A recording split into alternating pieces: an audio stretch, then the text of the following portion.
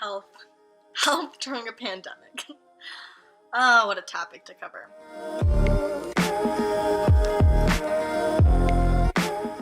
Hey guys, what's up? It's Sarah. Something that I think we need to focus on is the 8 dimensions of well-being and keeping those 8 dimensions in balance, because once they start to go out of balance, then everything else starts to get wacky. And this pandemic has affected those 8 dimensions so much that people are losing their minds, and that's why, because all of our 8 dimensions are all over the place and not in a perfect circle or a near perfect circle like they typically are. So the 8 dimensions of well-being are physical, social, environmental, occupational, financial, emotional, intellectual, and spiritual. I'm going to walk us through the 8 dimensions. I'll give you guys the definitions. The definitions come from my university's wellness center. And then I'm going to explain how the virus is affecting it, in my opinion, and give my opinion on how to kind of give a solution for it.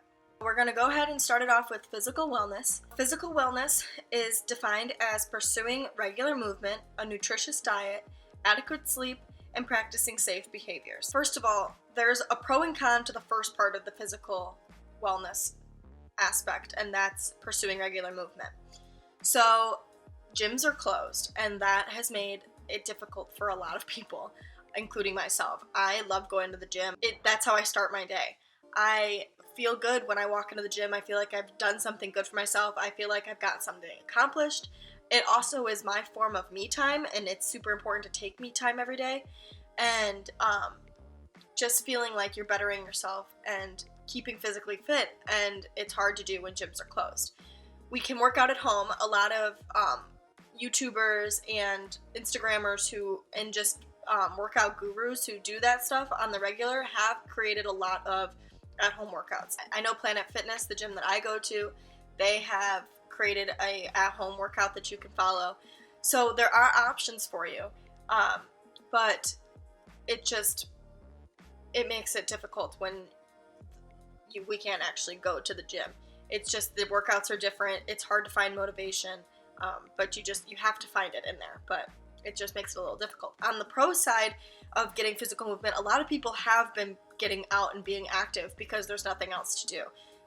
People are walking, people are biking, people are rollerblading. So for the next couple parts of the definition of physical wellness, a nutritious diet and adequate sleep, that seems to be affecting a lot of people because people are sitting at home all the time, they're bored, and they're just eating monstrous amounts of food, and typically it's food that's not good for you. People are avoiding the grocery stores at all costs, so nutritious meals aren't really in question for a lot of people. The sleep thing is something else that's being affected. A lot of people have a really wacky sleep schedule, and I honestly don't know the explanation for that. I could probably look it up, but so the other night, I actually didn't go to sleep at all for some weird reason. I was just up and I just never got tired and I never went to sleep. And I mean, it's probably because we sit here all day and do nothing, and so we just keep sitting there. I don't know, it's like because you're relaxing all the time that it throws off your sleep schedule. Our eating habits and our sleeping habits both are not adequate. And then for the last part of the definition of just being safe in general, this is practicing safe sex, wearing a helmet when you ride a bike. And I think a way that people are taking advantage of this is consumption of alcohol, consumption of marijuana. People are doing kind of whatever now because they don't have to wake up in the morning to go to work. They don't have to wake up in the morning to go to school. They're kind of just doing whatever. A lot of people are having like happy hours with their office, with their coworkers over Zoom, and so they're drinking at 2 in the afternoon when normally they wouldn't have been before. The next dimension we're going to cover is intellectual wellness. So intellectual wellness is defined as seeking to expand knowledge, skills, and creative ability. So intellectual wellness is so much more than just school, but and obviously school is being affected, and you can watch that in the school segment of the Life of Quarantine. But intellectually in life, we're being affected just because we can't go out and experience new things. We can't try to learn about new stuff because new stuff isn't being presented to us. Something that might be a pro, though, is that if you do find the motivation, a lot of people, and I suggest that you should take this time to learn something new. You have all this time now. You can learn a new language, you can write, you can make YouTube videos, you can research a bunch of stuff. Like, there is a large window of opportunity and time to be learning new things if you want to do that. So yes, maybe we're not being intellectually well in society, but this is a great time to learn something that you've always wanted to learn because you've got the time to do it. Then we have occupational wellness. Occupational wellness is defined as engaging in work that is meaningful, enjoyable, and aligns with personal values. Pros and cons of this one. Occupational wellness during a pandemic is complicated because you either don't work at all or you work an insane amount of hours because you're an essential worker. So for the people that don't work at all, we don't have any occupational wellness. We don't have that social interaction. We don't have that sense of purpose. I feel like as a server, I'm not working and I feel like I don't have purpose. I feel like I just exist. I'm just a lump on a couch. I know I'm not serving society in any way. But then on the opposite end, for those who are essential workers, they're working insane amount of hours because they're understaffed. Our first responders are being exposed to just extraordinary things.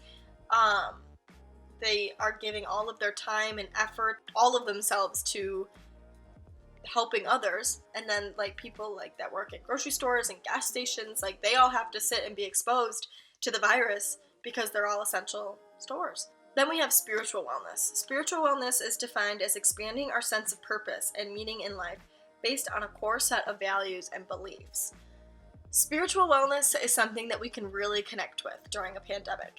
We can take this time to really connect and find ourselves, and I think that that's something that I personally have been working on. I just got out of a relationship not too long ago, and so I've been working on finding myself, and I was doing that before the pandemic, but maybe not as effectively as I have now. Now that I don't have like my friends to lean on and I don't have random boys at bars to lean on, I just have myself to lean on, and I think that that's the most important thing, is centering and finding myself and making myself happy and validating myself. So I have really been connecting with my spiritual wellness. I know a lot of people view spiritual wellness as a relationship with a higher power. I personally don't, but for those of you that do, there's a lot of people that are putting their faith in God and praying to Him, and or whoever you do pray to, that this pandemic is going to get better, that your loved ones are going to be okay, and we have been putting a lot of faith into a spiritual wellness. If you haven't, and you've kind of let your spiritual wellness slip through the cracks because why is this happening to me? Why is this happening to my family? Then I suggest meditation. I suggest journaling. I suggest just doing something to center yourself. Next, we have environmental wellness. So environmental wellness is choosing a lifestyle of committed effort towards sustaining the Earth's natural environment. And obviously our Earth's environment is just all out of whack right now. We are living in an environment that everybody's wearing a face mask and wearing gloves and staying 6 feet away from each other, and you're not allowed to be around 10 people. We can't go to restaurants, we can't go to stores, we can't do all of this stuff. So our environment has been severely shifted, and it's taken a lot to get used to this environment. I think that it's interesting, though, how quickly people adapt to an environment. And I think it should be a real wake-up call that we can adapt to anything that we set our minds to. Before, we might have thought, how could we ever survive without Nordstrom? How could we survive without being able to go to the movies and go to all of these things? And yeah, it's hard. It sucks. We all miss those things, but our hearts are still beating. A lot of people still have smiles on their faces. We find other things that we can do to keep us sane during this time. Yes, it makes it feel better that we can tell ourselves that it's temporary, but I think it's just a wake-up call not to take what we have for granted, and that we really don't need all of these things that we thought that we once did. Then we have financial wellness. Financial wellness is making responsible decisions to live within your means and setting financial goals today that will positively impact your financial future. Financial wellness is something that's being affected for those of us that are not essential workers. We are not making an income. The unemployment levels are at an all-time high, and we just are looking for any way to make some sort of an income. My suggestion for financial wellness is just to ration out your savings and just keep in mind that we really don't need to be spending money. There's not places to be spending money. We can't really go shopping and go out to eat, so try not to do those things online. I know it's easy to go through a drive-thru or order food for delivery or online shop, but you're not going to have anywhere to wear those clothes, and once in a while you can eat out, but I would really try to ration your money the best that you can, because those things are going to be there afterwards. You can buy those cute pants afterwards when you have a job again and you have a steady income. Next, we have social wellness, which just seems to be about the most affected pie piece of our dimensions of well-being chart. Social wellness is establishing a sense of connection and belonging through positive interpersonal relationships, which obviously isn't happening right now. And I think this is the dimension that I am struggling the most on. I am such an extroverted person, and I feed off of the connections with others. And to not be able to see others and connect with others is really hard. Like I said, I just got out of a relationship not too long ago, and as you might have seen in another one of my videos, that I just had to move my entire life from my college town back to my hometown. And I knew those things were going to happen. I'm both okay with those things happening, but it's the fact that I can't move forward. I can't go meet new people. I can't sign up for things. I want to do an art class. I want to take this motorcycle class. I want to volunteer at the animal shelter. I want to get involved again, because that's what made me my friends in college, was getting involved. And now I just have to sit here and not know anybody because I don't have any connection with anybody back home anymore. And that's been really hard, is that I feel like I'm working on myself. Like I said, when the spiritual aspect is that I'm trying to develop me, but now I have nobody to show that me to. I don't have to, I can know all the things that I have to do, but I can't execute. I can't practice it, and that has been difficult. My suggestion for social wellness is just to connect with people via Zoom, FaceTime. This probably isn't the best time for social media break, just because that can keep you connected, but don't get too involved in it. Otherwise you can get wrapped up in the monster of social media, and that'll make you feel bad too. So just being aware of your feelings and just being very aware of when you're starting to feel down and trying to find something to do that makes yourself happy. Painting a picture, doing a puzzle, going on a walk, just trying to center yourself. Even I've been pulling up Just Dance on YouTube and just doing Just Dance because it's fun for a little bit. It's a way to move and keeps your mind off of things. Lastly, we have emotional wellness. Emotional wellness is possessing a positive attitude and the ability to identify and express a wide variety of feelings in an appropriate manner.